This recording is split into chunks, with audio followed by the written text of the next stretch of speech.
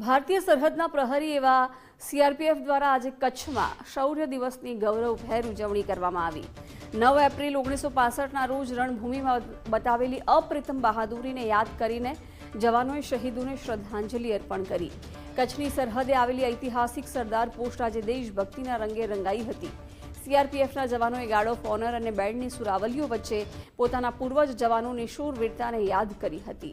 ઉલ્લેખનીય છે કે 1965માં આ જ દિવસે સીઆરપીએફની એક નાની ટુકડીએ પાકિસ્તાની સેનાના મોટા હુમલાને નિષ્ફળ બનાવ્યો હતો અને 34 દુશ્મન સૈનિકોને ઠાર માર્યા હતા। કાર્યક્રમમાં ઉચ્ચ અધિકારીઓ અને જવાનો મોટી સંખ્યામાં ઉપસ્થિત રહ્યા હતા।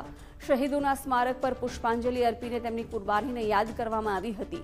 સરહદ પર ગુંજી ઉઠેલા ભારત માતાના જયઘોષે સમગ્ર વાતાવરણમાં રાષ્ટ્રભક્તિનો માહોલ સર્જ્યો હતો। આ દિવસ માત્ર વિજયનો જ નહીં પરંતુ દેશની રક્ષા માટે સર્વસ્વ ન્યોછાવર કરનારા વીરોને વંદન કરવાનો અવસર બની રહ્યો હતો।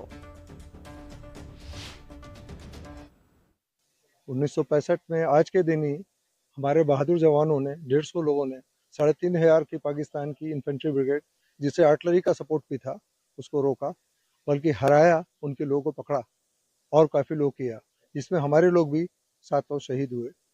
तो वो गर्व की लक्षण है हम सब के लिए, जितने जवान हैं ऑफिसर्स हैं उनके लिए ये एक सबक भी है कि कैसे जब तक हार नहीं मानो हार नहीं होती, चाहे जितनी एडवर्स सिचुएशन हो आदमी लड़ता है तो जीतता है।